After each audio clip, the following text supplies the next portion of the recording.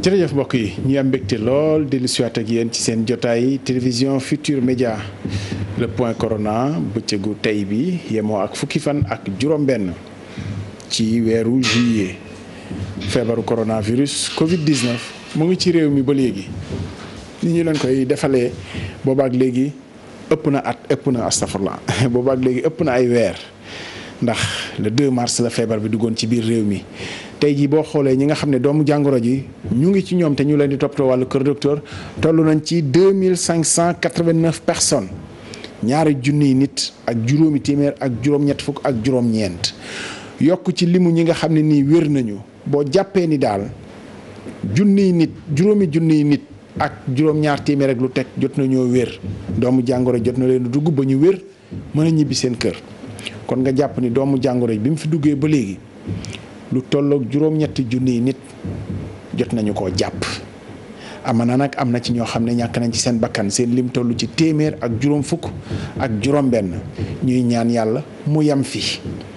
ndax li xew fii Sénégal am na luñ ci mën a sante yàlla boo ko méngaleeg li xew ci àdduna bi Amérique ñu ngi ca 130 000 morts ak lu teg France gi ñu gën a jege weesu na 30 000 morts ya di dem. réewi Afrique yi ñu jege sax am na ci yoo xamante ne ni la fa xew yàlla nañu ump boo jëlee fu mel ni kii Maroc ñu ngi ci 255 morts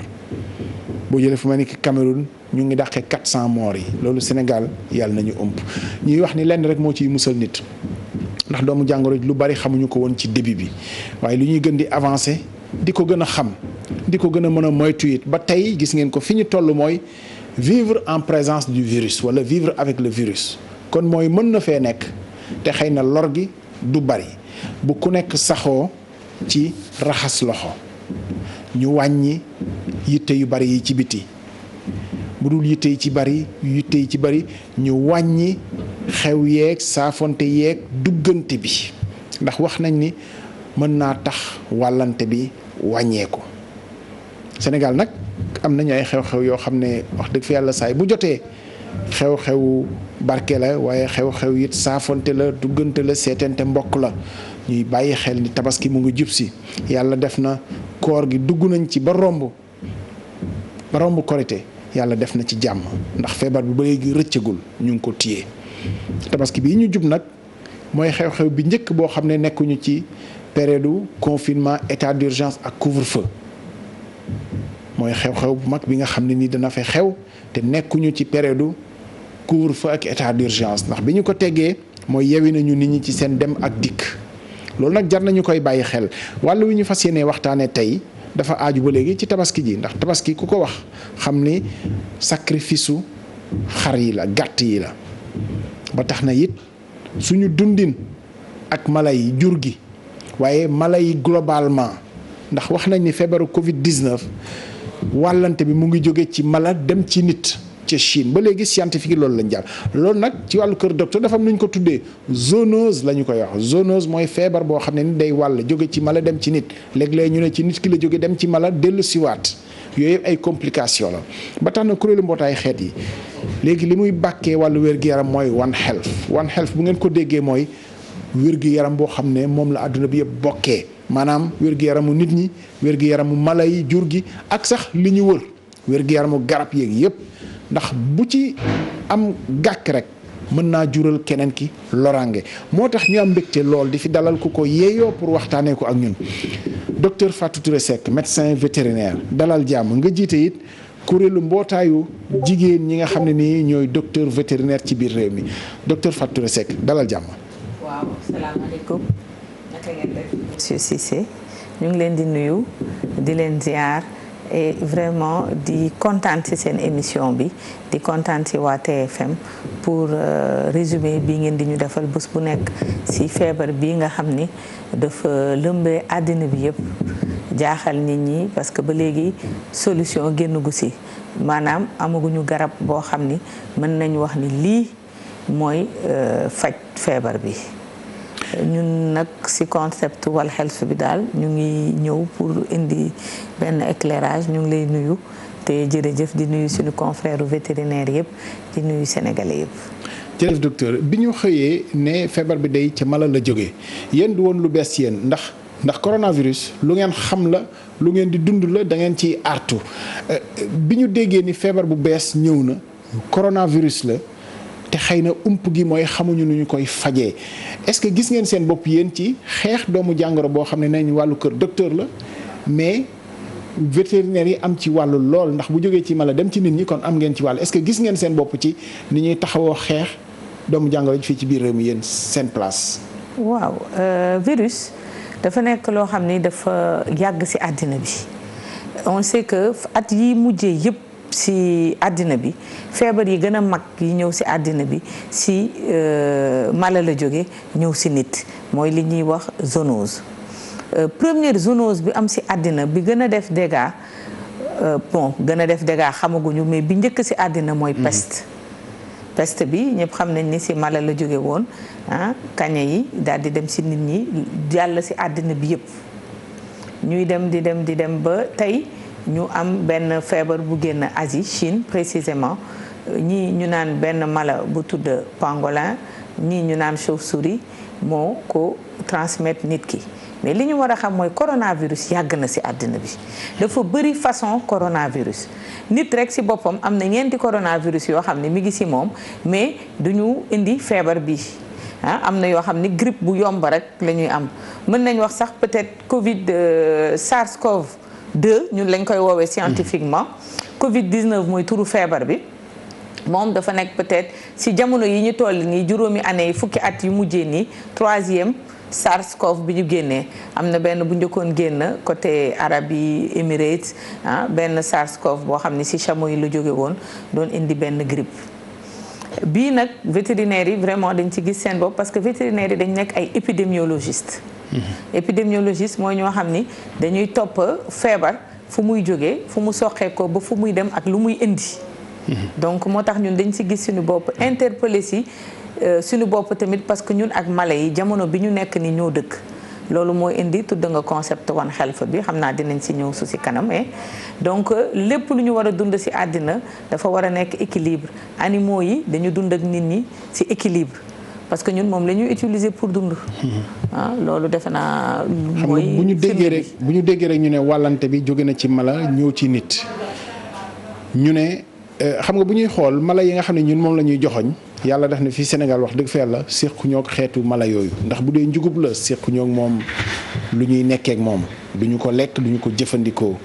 bu dee pangolin la xamuñu ko fii ay yeneen xeetu mala yi nga xam ne xëy na fii sax dañu koo seexlu ba tax na bokkul ci suñu dund mais est-ce que ci ñun li ñuy dund ak yenn mala yi nga xam ne moom la ñu am muy xar muy leneen ak leneen est-ce que feebar mën na ci jóge.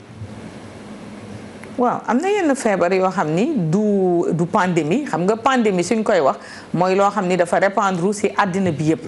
mais am na ay feebar yoo xam ni dafay jóge ci mala comme ci nag comme ci xar yoo xam ni mën na wàll nit ñi am nañ fièvre hémorragique de la vallée du Rift am nañ brucellose yi mais dafa taxaw à une échelle bu tuuti c'est-à-dire soo nekkee en contact ak mala bu ko am yow mën na la wàll mais transmission nit ak nit bi nag amul. sa mala mën na la wàll moo tax toujours soo nekkee ak sa mala ak nga dëkk ak moom dafa am ay règles d'hygiène yoo war a respecter ni Europe amee ay xaj ay muus comme animaux de compagnie ñun fii Sénégal xar nag bañ nañ ko ba ay animaux de case lañ leen di woowee donc dañu yàgg dëkk ak ñoom dañu yàgg nekk ak ñoom mais nekkin boobu yëpp dafa mës a am ay règles hygiène yoo xam ne dañ ko war a respecter et feebar yi mu joxe pour l'instant au Sénégal ay feebar yoo xam ne mala bi mooy wàll nit ki mais du jóge ci nit di dem ci nit coronavirus bii ñu yore dëgg la mala moo ko transmettre nit mais li tax pandémie am dëggantaan nit moo koy continuer di ko wàll nit loolu moo tax pandémie bi gën a yokku gën a épandre tey loolu mooy modèle de transmission bi am. mais ñun ci li nga xam ne nii moom la ñuy dund est-ce que yow ci say gëstu gis nga ni jamono day soppeeku Sénégal ba nañu doon dundeek mala yi ci biir kër yi doon leen defal mbaar tey moom dafa mel ni am na quartier yoo xam ne soo fa duggee nit ñi dañuy toog mala yi toog du ma wax ñooy bokk sax waaye nag jegante nañu trop est-ce que loolu risque la ñuy mën a alerter. non mais ñun soo duggee ci kër yi mais loolu dafa mës a am nit ñi dañu mës a dëkk ak mala yi d'une manière très étroite xëy na yow Dakar ngay wax mais soo demee ci àll yi. nit ñi quasiment seen mbaar ak mbaaru animaux yi xar yi walla nag yi ak ñoom seen dëkkuwaay sorewul parce que soo gisee soo demee suñu dëkku pëli suñu mbokk yi soo demee nag bi ñuy ratt pour utiliser meew bi bés bu nekk nag bi seen taatu palanteer lañ koy yeew. man maa ngi fàttaliku nekk xale soo demaan village Matam comme ni xar yi ak ñun ñoo dëkk donc yàgg nañ si. li indi mooy li indi débalancement bi mooy dañu dem ba nga xam ni dafa am benn utilisation bu ëpp ak boo xam ni raisonné wuñ ko bu ñuy def ci mala yi ñun ñu nekk ak ñoom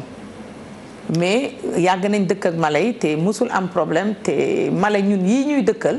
pour l'instant amaguñu pandémie ak ñoom amaguñu loo xam ni day firnde mun nañ indi benn feebar ay nit di ko wàllante à une échelle mondiale comme li xew ak Covid-19 bi. est-ce que rabu àll yu exotique wala yu leneen yoo xam ne nii bu ñu leen indee ci biir dëkk ëpp na risque surtout le fait que ñu bañ koo xam bañ koo miin comme ni ñu miinee xar ak bëy ak nag bu dee beneen xeetu mala la boo xam ne nii bokkeewul ci ni ñuy dundee ak moom moo ëpp risque wala. waaw mala exotique yi suñ leen indee si ñun ce qu'on peut dire rek mooy du ñoo xam ni dañu war a dund ak ñun xam nga lu nekk question de culture la ñun li ñuy wax mala exotique xëy na soo demee beneen dëkk du mala exotique. wala nga dem beneen réew du mala exotique xam nga loolu yëpp culture la. ñun soo demee tey Amérique du Sud ñoom dañu yar ay lama. ñun suñ ñëwee fii lama animal exotique la te pourtant ñoom du exotique pour ñoom li ñu war a comprendre ci virus yi surtout ñun ci virus bi ñuy dund nii dafa nekk benn virus boo xam ni coronaviride il faut que ma dellu ci science parce que lii yëpp science moo koy expliquer coronaviride dafa nekk benn virus boo xam ni à ARN la ARN soo ko déggee benn acide la ribonucléique day def ay mutation donc mun na am mutation yooyu moo ñu indil jàngoro yi te virus bii ñu jànkoonteel génome bi dafa gudd te génome su xasee bu gudd rek mi ngi ci biir virus bi mën na indi ay transformation moo tax virus bi indil ñu problème yi mais coronavirus dafa nekk loo xam ni nit sax mi ngi dund ak benn ñett wala ñeenti xeetu coronavirus boo xam ni amul benn danger pour nit ku ñuul pour nit ñëpp ci àddina amul benn danger pour ñun donc virus mun na nekk ci mala jege ko du am benn danger nga mun dëkk ak moom ay ati at nga yeewu suba benn mutation am ci virus bi mu indi tout un changement de programme donc kenn mënul wax ak certitude tey dëkk ak mala bi wala dëkk ak mala bi danger la pour ñun nit ñi.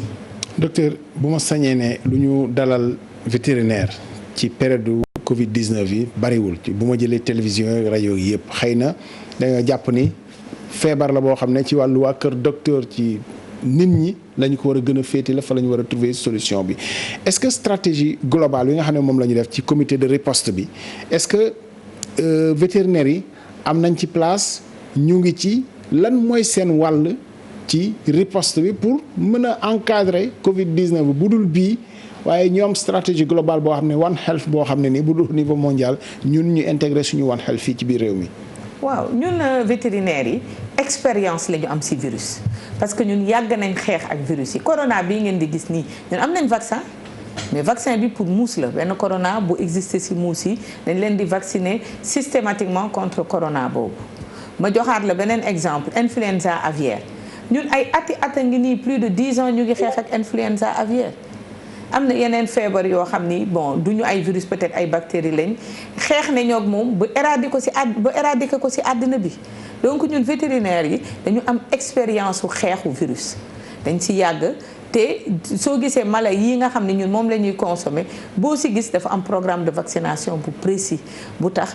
maladie yooyu ñu mun leen éradiquer protection de frontière ñun yàgg nañ ko def tey aujourd'hui Sénégal kenn mënul importer ganaar buy dund nga indi ko Sénégal. Question bi c'est parce que dafa am benn virus bu am ci ganaar yi dans le monde entier boo xam ni Sénégal dafa protéger wu contre moom loolu moo indi barrière bi donc li vétérinaires yi mën a indi ci lutte bi te defe naa jël nañ ci seen place parce que bëri naa ay confrères yuy liggéey OIE yuy liggéey FAO ñu ngi liggéey ci concept One Health bi mooy expérience bi ñu am ci xeexu virus yi. docteur damay bañ ki toog këram dégg la léegi nga ne corona bi am nañu vaccin ñun mu yaakaar ni bii corona Covid 19 bii la ñuy wax vaccin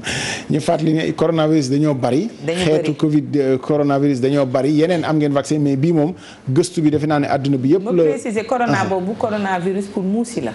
voilà muus yi duñ ko transmettre nit ñi corona boobu mënul dem ci biir nit ñi donc précision très importante. te boobu du wàllante diggante mala ak nit. ak nit ki. voilà docteur ñu jëm ci événement bu am solo fii ci biir réew mi. tabaski muy aussi appelé loo xamante ni lu am solo la ci wàllu mala yi maanaam rawatina jur gi ndax tabaski ku ko wax sacrifice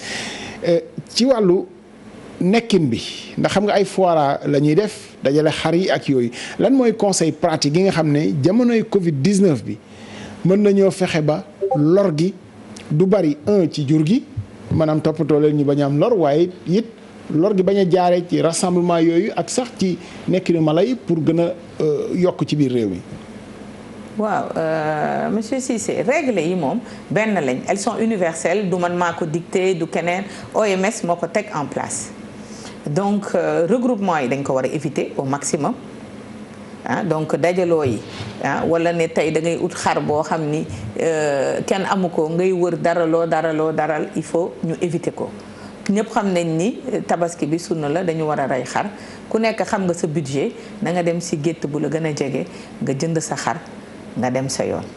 à l'entrée fi ñuy jaayee xar yi mën nañu raxas suñu loxo soo dem ci jënd xar nga sol sa masque soo jëndee li ngay jënd nga dellu nga yóbbu sa xar nga raxasu bu la neexee nga sang sa xar ba mu set nga dugal sa biir kër donc respecter règle d'hygiène yi nga xam ni ak règle distanciation sociale raxasu masque loolu la ñu conseillé ñi te éviter promenade yi ci biir daral yi. donc mën ngeen tànn daral bi leen gën a jege ngeen jënd seen xar yóbbu seen kër.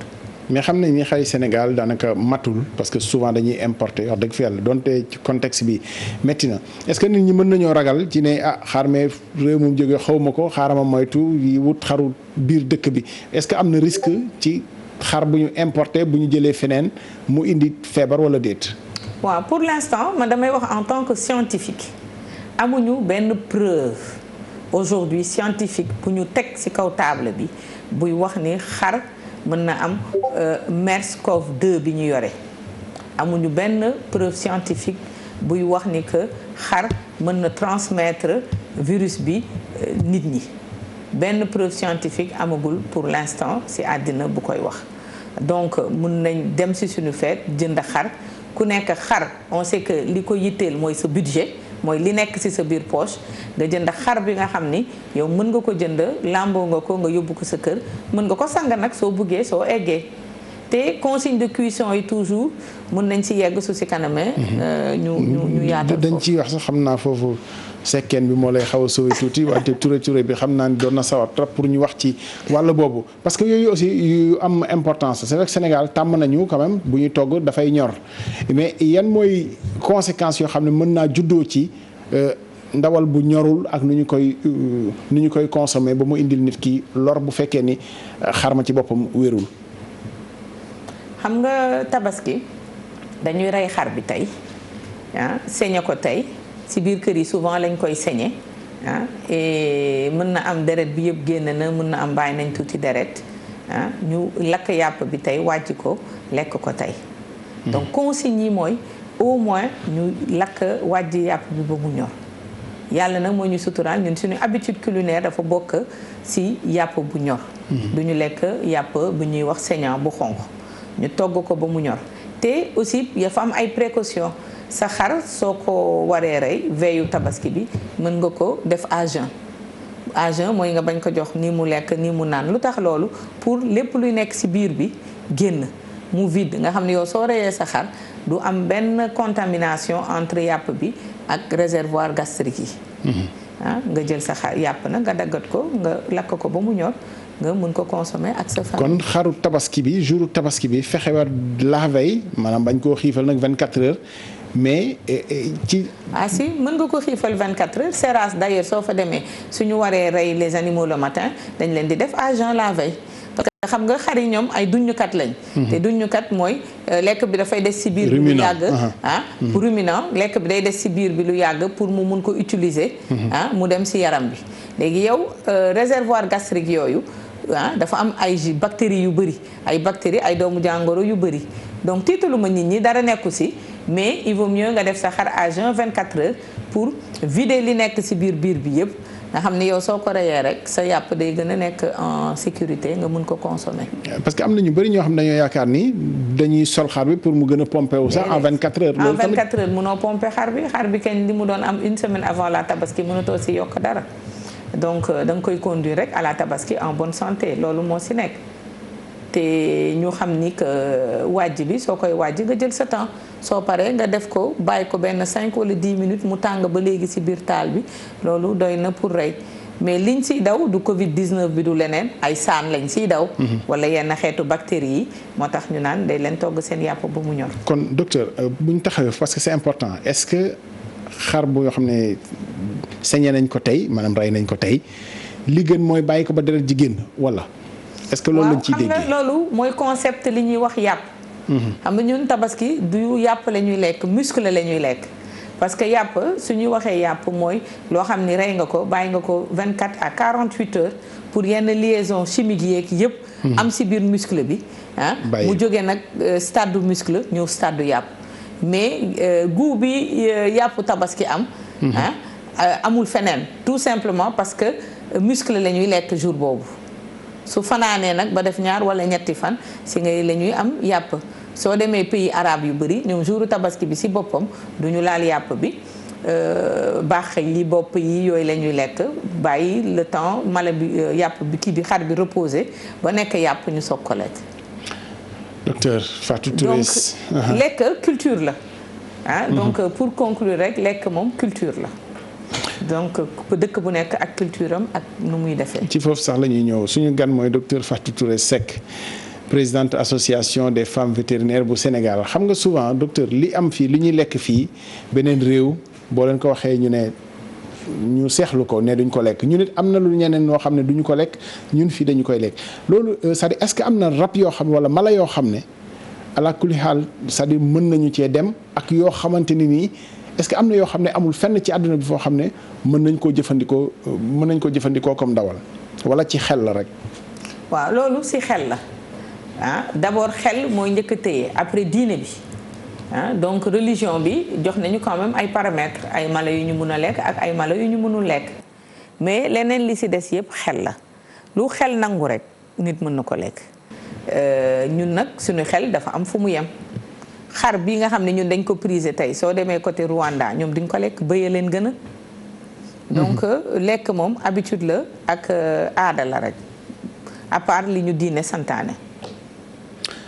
docteur Fatou Touré Seck alors fi nga xam ne nii foofu la ñuy ñëw docteur muy suñu diggante ak mala yi globalement est-ce que am na rab yoo xamante ne nii ba léegi dañuy wax ni àdduna ni muy doxee am na yu bari yoo xam ne ça a tendance à disparaître. est-ce que ci suñu écosystème yéen ci li ngeen nekk ci àll bi di ci dox am na yu ngeen remarqué ni nekkatu fi lu ko fi jëlee ak nu ñuy def pour repeupler waat est-ce que am na ay technique pour repeupler waat yenn xeet yi yoo xam ne nii ba ñu nekk xale ñun ñëpp peut-être daan nañ ko gis wala ñu ko daan dégg te amatul tey. loolu moom bëri na et ci àddina bi yëpp mais fii Sénégal mën nañ jël quelques exemples man mii ci sama bopp ci sama expérience bu gàtt am na mala yoo xam ne ba ma nekkee xale dama leen daan gisatuma leen mun naa citer ndobin soo demee région Kédougou. ndobin mel ni ndobin nag ñun liñ ci am rek mooy ñun liñ ci am rek ndobin mooy ku gis lu ñuul boo gis ku ndobin rey sa maam boo gisee lu ñuul daw. dans les années 2000 mun naa la jox benn anecdote daw. dans les années 2000 mës naa jógee benn luuma bu ñu naan cokkoy dans les pays Bassari luuma boobu soo ñëwee ba frontière Guinée entre Guinée ak Sénégal fleuve bi moo leen séparé ñu doon préparer campagne ci nag yi ñu jóge fa jaar chute dindi ferlo yi sangu fa féexlu bi ñuy ñibbisi ñu dajeek ndobin nag dafa nekk picc boo xam ni si woyu seen kilifa rek laa ko daan dégg picc bi si ndobin mais fekk nañ fa benn ndobin mu ñuul kukk ñool tolloog nit taxaw si booru tali bi loolu kenn mënatu ko gis loolu man am naa chance gis ko benn exemple ngi noonu avant ñun dañ daan chasser outarde dans le ranch de Doli. outarde. waaw loolu ban xeet la. outarde benn picc la bu mag bu nekkoon Doli dans le Ferlo donc dañ ko daan chasser fréquemment mais léegi mënatoo dox ba gis outarde am na ay xeetu biche ay xeetu gaynde ni nga daan rombee gaynde man sangu naa dex Tambacounda fleuve Sénégal ba si yàgg gardien bi di yuuxu ma gestu benn hippopotame moo doon ñëw ñu daw génn dem yooyu léegi pour nga dajeeg moom dootoo ko gisati te lii ma leen di wax ni amul 15 ans donc Sénégal fii am nañ ay espèces yoo xam ni dootoo ko gisati. mais ci seen i étude lan moo tax loolu di am nit ñee fekki mala yi jël seen espace wala boog ñoom seen bopp dañu am seen mode de reproduction espace de vie ba ñu jóge fi lan la exactement ci science. ñëpp xam nañ écosystème bi am actuellement ñun ñu ngi dem vers la désertification. Carrément soo demee tey dans le Ferlo ngay daw il y a 15 ans soo daan daw di nga gis ay garab mais léegi c'est carrément désertique dootoo gisati benn garab donc mala yi dañu soxla écosystème boobu pour mun a reproduire pour mun a dund donc seen milieu naturel su changé rek dootu ñu mun reproduire ti pour mën a nekkaat ci environnement bi loolu moo tax concept One Health bi ngay wax mooy écosystème biodiversité dafa ànd ak santé animale ànd ak santé humaine.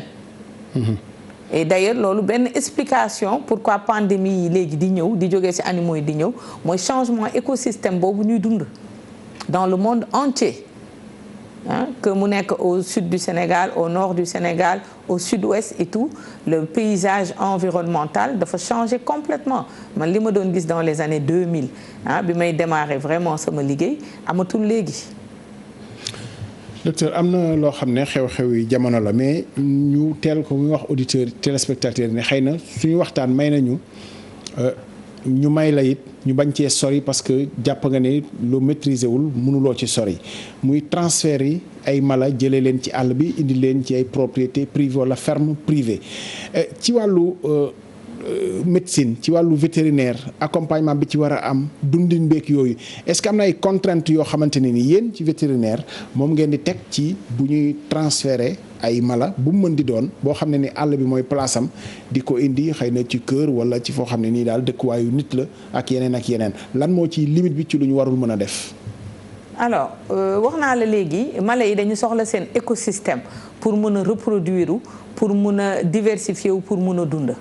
donc mala soo koy transférer sax da nga war a garder écosystème d'origine am du mieux qu'on peut soo gisee dans les parcs dans les grandes réserves naturelles ñuy garder écosystème mu mala bi pour mu mun a identifier wu foofu pour mun a reproduire pour mun a dund loolu c'est un préalable et c'est très important. est-ce que écosystème mën na jàpp ni Sénégal benn écosystème wala bokk li am Ferlo amul fii ci ñaay bi amul peut-être ci Basse Casamance ak feneen ak feneen. non mënul nekk benn yow sooy xool seetaan météo sax soo gisee à Matam sama dëkk maa ngi nuyu sama mbokku Matam yi. docteur léeg-léeg nga dëkk Tambacounda léeg-léeg nga dëkk Ferlo léeg-léeg. alors de par notre fonction fu nekk la ñu jaar pour liggéey. et man àll bi dafa nekk sama passion. dama ko mës a bëgg depuis bi may nekk xale defe naa ba ma amee 2 ans laa daan ànd ak sama papa moom vétérinaire la. ñuy wër Sénégal muy def programme PC15 programme PC15 muy lutte d'éradication contre la peste bovine. Donc à l'âge de 2-3 ans laa commencé parcourir Sénégal yëpp ba tey fi ñu toll nii defe naa amul benn région boo xam ni mën naa wax tey am naa ci kump fanaan nañ partout en tout temps moo tax ñu bëgg ñun écosystème bëgg biodiversité parce que dañu gëm loolu. Et on sait que su amee débalancement rek mooy résultat bi ñu gis tey Covid-19 bi envahir monde bi donc loolu yëpp dafa war a nekk dans un système boo xam ni dafa war a équilibré nit ki warul dem ba menacer environnement naturel u mala bi tamit warul ñëw menacer environnement naturel u nit ki mais jamono yi ñu toll nii defe naa nit ñi ñooy dem yàq environnement naturel u mala yi. Pour beaucoup de raisons économiques il y en a beaucoup donc looloo tax me revenir à ta question soo xoolee température yi sax Fouta Matam su defee 45 degrés ñun Dakar ñu ngi si 20 ñu ngi si 30 degrés. cette différence de 10 degrés de température rek. mala yi mën nañ ko sentir mala mën naa. oui mën nañ ko sentir ay tàngaay parce que dañuy jàpp ni rab la rek. non dañ koy sentir tey mala yi nga xam ni dañ leen def ay croisement génétique ba ñu nekk ay grands producteurs ba am ay taux de productivité très élevé. soo leen bàyyee Dakar dinañ fi mën a dund mais soo leen yóbbu woon Matam tey te defaroo seen climat seen condition duñ fa mën a nekk mala yi nga xam ni ñoo dëkk côté Ndar Zébi Gobra beeg yooyu soo ko yóbbu woon Casamance tey du fa mën a évoluer parce que Casamance mi ngi taw am na forêt am na ay xeetu yoo xam ni mala bi mënu ko résister donc chaque zone du Sénégal dafa am écosystème am bien précis ak faune mooy xeetu mala ba fa nekk xeetu garab ya fa nekk yoo xam ni mën nañu résister ci loolu. ak ay xeetu humidité. même nit sax ci bindam. da ngay gis le sahélien. ak le Casamance bokkul bind. loolu yëpp climat bi ak condition de vie bi moo koy indi à plus forte raison nag mbala.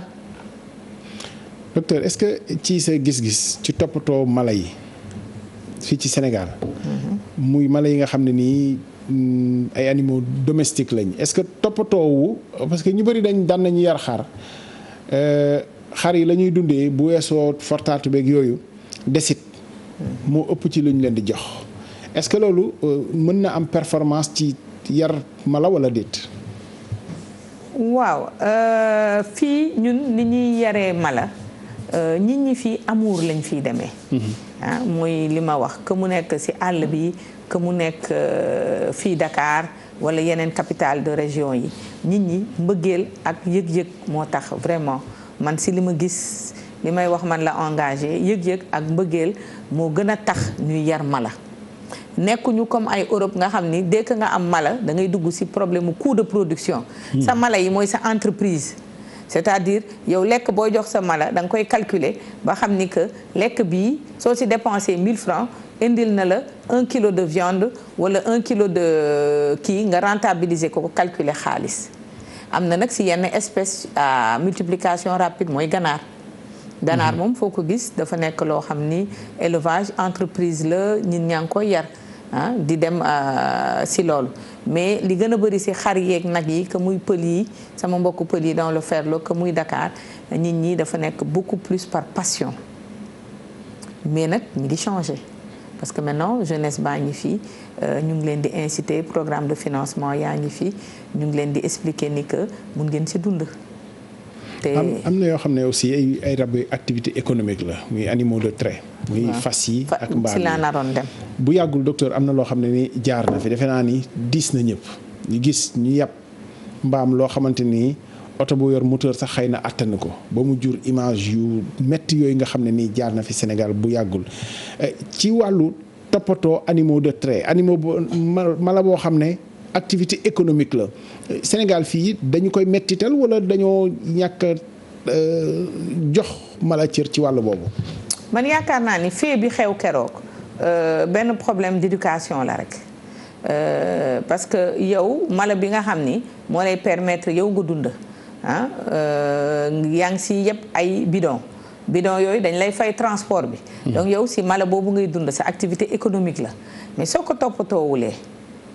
sa activité économique boobu day taxaw mais ce qui est sûr mooy que am na réglementation bu précise bu exister ministère de l'élevage quant à takku charrette yooyu ban poids la ñu war a téye ak lan la ñu war a yenu ak yoon yu ñu war a jaar nit ñi nag ñoo ko dul respecté maintenant je pense que loolu alarmé na nit ñi te ñi nga xam ni ñooy yore matuwaay yi war nañ si mën a jël ay décisions yu ferme parce que loi yi ak règle yooyu existe na Sénégal fii sax am nañ benn ONG boo xam ni loolu mooy liggéeyam ONG Brooke moom day xool lépp ñuy métital fas yeeg animaux de trait yeeg yooyu te avant pourtant si suñu cosaan fas yeeg mbaam yi nga xam ni ñun moom lañ doon utiliser pour béy nga xam ni moom la ñuy utiliser pour rooti ndox ba léegi Sénégal nit ñi soo demee Ferlo mbaam yi mooy seen oto moom la ñuy utiliser pour rooti ndox moom si la ñu dépendant dañ leen fonk te dañ leen di téye voilà kenn di lekk si kër gi ñooñu ñoo njëkk a lekk man je pense que li xew la dernière fois c'était un événement isolé loo xam ni manque d'éducation moo ko indi. naka la ñuy def pour mu jóge fii est-ce que continuer di yee nit ñi la teg sanction naka la ñuy def. Oui mooy sensibilisation bi ñuy wax rek continuer di sensibiliser nit ñi di leen expliquer di leen wax ni que mala bi dafa am bakkan comme ñoom ñun de par suñu diine sax daf ñu sant ñu yërëm mala. loolu kenn ñun ñëpp xam nañ ko donc ñu yërëm mala jox ko àqam xam ni que lii moo ñuy dimbali dañu complémentaire ñun mënuñu dem sans mala moom mën na dem sans ñun parce que moom day nekk ci àllam di lekk mais ñun ñoo mënul dem sans mala parce que moom la ñuy lekk moom la ñuy utiliser pour déplacer wu ba léegi suñuy béy suñu tool yi moom la ñuy utiliser et donc éducation ak sensibilisation ci nit ñi ci mala yi. docteur bu ñu dellu see ci suñu sujet bi nga xam ne wax dëgg fa yàlla moo tax ñëpp di wax muy feebar bi ci Covid 19 xam nga dañu dem ba benn moment daanaka dégg nañ fi lu ne ci cas communautaire ak dugal relais communautaire yi ci xeex bi pour ñu gën cee jàpp parce que finalement jóge nañ ci côté médical dem ci ñi nga xam ne mooy société bi ci communautaire bi wàllu boobu c'est lan moo ci wàllu. wax nañ sànq ci wàllu vétérinaire yi ci stratégie de riposte bi mais ni ci communautaire yi duggee ba am ci place est-ce que vétérinaire ci wàllu boobu ci kaw gi comme ñi xam ne dañuy gën a intervenir sax ci kaw gi am nañu ci liggéey boo xam ne def nañu ko am déet ak naka la ñuy def pour jël ci seen place ba mu mat ko sëkk. mooy li ma lay wax rek mooy sensibilisation mooy sensibiliser toog di waxtaan ak nit ñi parce que soo xoolee vétérinaires yi couvrir nañ presque Sénégal yëpp. amul région Sénégal booy dem te doo fa fekk vétérinaire. te nu mu munti mel am nañ benn niveau d'instruction boo xam ni suñu waxee ci gox yooyu ñu nekk nit ñi dañ leen di déglu. donc dañuy continuer di yee nit ñi parce que ba léegi da ngay dégg Sénégal ay nit ñu naan la Covid amul ay wax la rek. et donc ñun suñu mission de sensibilisation ci suuf ñu ngi koy def. ñu ngi sensibiliser nit ñi di leen wax attention feebar bi am na ñu ngi sensibiliser nit ñi di leen yóbbu ci mesure yu OMS édicté mooy raxasu leen garder leen distanciation sociale bi ñu ngi ci ba léegi donc boobu mooy rôle bi nga xam ni vétérinaire yi nekk Dakar ñu ngi ci àll bi ñu ngi ci jouer. feebar bi salibloo na nit ñi ndax ñu bari dematuñu woon kër docteur bu ñu feebaree bu ñu amee beneen feebar sax ragal a dem hôpital parce que ragal jëlee fa feebar bi ci ni muy wàllantee est-ce que ñi nga xam ne ñoo yor ay jur moo xam animaux de compagnie lañ ci kër yi moo xam yore ay troupeau ak yooyu est-ce que feebar bi am na njeexital ci seen activité maanaam ragal a sax finalement consulter loo wala médecin vétérinaire bi dem ak yooyu est-ce que am na feebar bi am na ci njeexital. waaw ñun comme ñëpp bi feebar bi ñëwee mars bi mesures yi ñëwee. mën naa joxe man sama expérience bopp ci sama cabinet nit ñi doon liggéey ci biir cabinet bi déjà mënatuñu woon xëy liggéey ci donc dañu defoon un confinement partiel suñ doon liggéey 6 heures par jour dañ ko wàññi woon def ko 2 heures di jël urgence yi ferme yi tamit jóg nañ ci di liggéeyal parce que borom kër yu bari borom ferme yu bari mënatuñu woon dem seen tool yi ak restriction yi donc ñun on pouvait continuer à circuler donc wër nañu di suppléer nit ñi ci seen tool yi di leen jàppale mais comme ñëpp on a subi cette crise là pendant 2-3 mois de plein fouet mais là jógaat nañu nekk ci àll bi di liggéey parce que en dehors de dañuy faj te fii soo gisee xaj yeeg muus yi benn part bu ndaw la ci médecine vétérinaire bi médecine de brousse bi moo gën a yaatu mooy ñi nekk ak sàmm yi ci àll bi di leen dimbali ci seen jur ñooñu ñoo gën a bari. vaccination yi ak yooyu campagne de vaccination yi préparation animaux yi nga xam ni dañu war a béy ak ba léegi di suivre nit ñi parce que mala yi ci biir àll bi aussi ñooy moyen de transport. ñooy moyen de transport donc suivi yooyu yëpp ak transhumance bi loolu malgré Covid bi dafa am. nag yi tawatul woon dans le nord dañu transhumé dem dans le sud donc loolu yëpp ñun ñu ngi ci woon di liggéey ci wàllu vétérinaire. mel na ni que docteur sénégalais yi dañu commencé di delluwaat lu bari ci animaux de compagnie bu dul xaj muus yenn lapin yi ak yeneen ak parfois sax yu exotiques yoo xam ne xëy na violent wul par rapport ak nit ñi ci kër gi lu ngeen seetlu la est-ce que nit ñi dañ ciy dugg par passion wala relay toppandoor la te balaa ngay dugg ci mala foog nga xam ko ba pare quand même. waaw dafa am toujours 2 parties li ñuy wax animaux de compagnie mooy xaj muus picc ak yooyu dafa am li ñuy wax animaux de rente animaux de compagnie mooy loo xam ne da nga koy yar pour ce plaisir rek personnel. yow mënoo si def dara doo si lekk mënoo si def dara loolu la ñuy wax animal de compagnie. animal de rente nag mooy animal boo xam ne yow da nga koy yar pour mun si am dara. soit pour nga mun ko lekk soit pour nga mun ko jaay en tout cas da nga si am benn activité économique bu ndaw derrière. mais ci sous-groupe animaux de compagnie am na nouveaux animaux de compagnie. waaw nouveaux animaux de compagnie am na. waaw yoo xam ne nii xëy na du yu ñu tàmmoon wax dëgg fa yàlla léegi sax ku la ne man maa ngi benn ñàngoor fii ci kër gi parce que loolu am na léegi nit ñi yar yenn xeetu mala yoo xam ne bu ñu koy yarit war mu jara moytu jaan ci biir kër boo ko yoree am na noo xam ne noonu nga war a toogee ak moom am déet. waaw loolu yëpp soo gisee mondialisation bi la. léegi àddina bi yëpp benn àddina la nit ñi dañuy tukki di dem di ñëw di gis li xew si yeneen dëkk yi ñëw di ko copier di indi yenn passion yoo xam ni di yar ay jaan di yar ay crocodile yu ndaw loolu yëpp dañ ko copier si beneen monde rek ñëw indi ko fi même yenn xeetu xaj yi man damay tirer toujours sonnette d'alarme bi dafa am ay classe u xaj yoo xam ne nit waru ko yar. parce que dañu dangereux pour ñoom dangereux pour société bi. mais première chose dañu dangereux pour ñoom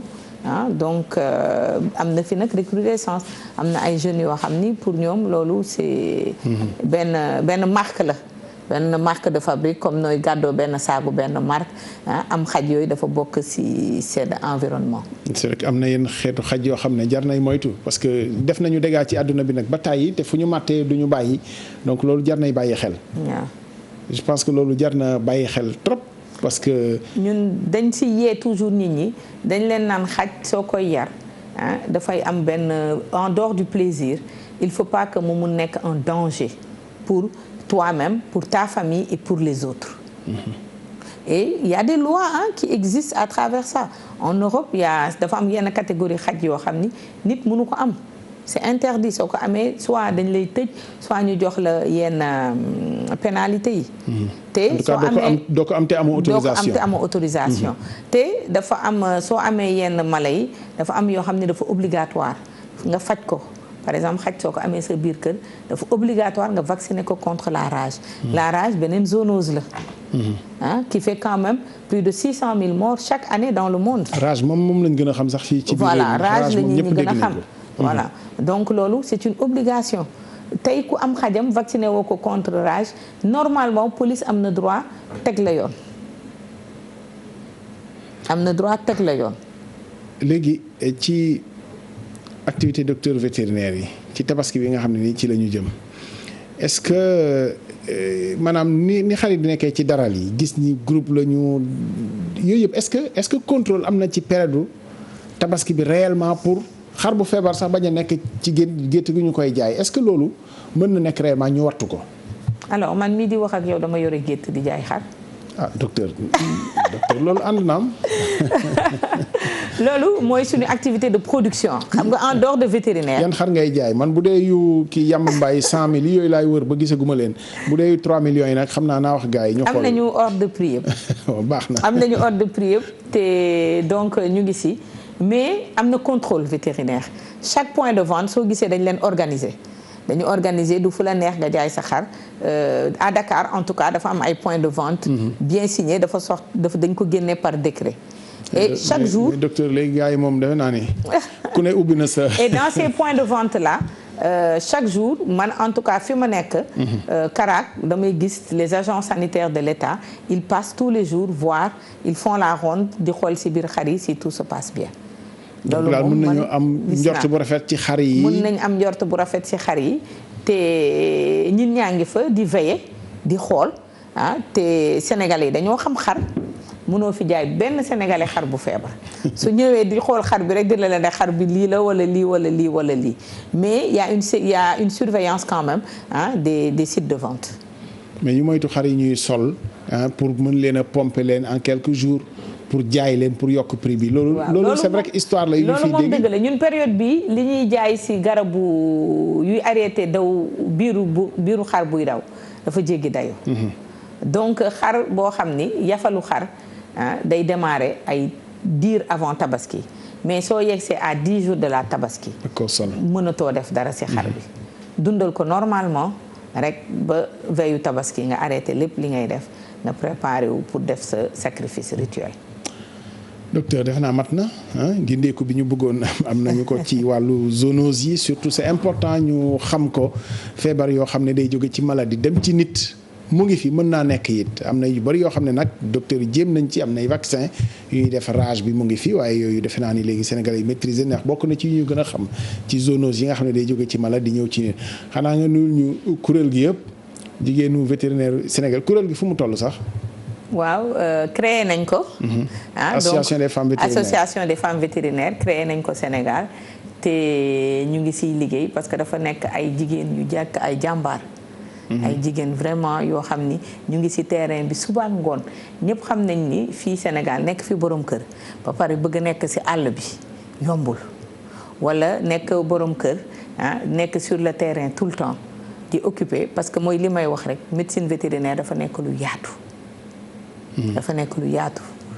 loo xam ne mais booy nekk sur le terrain léeg-léeg nga war a lijjanti yëkk boo xam ne ni tal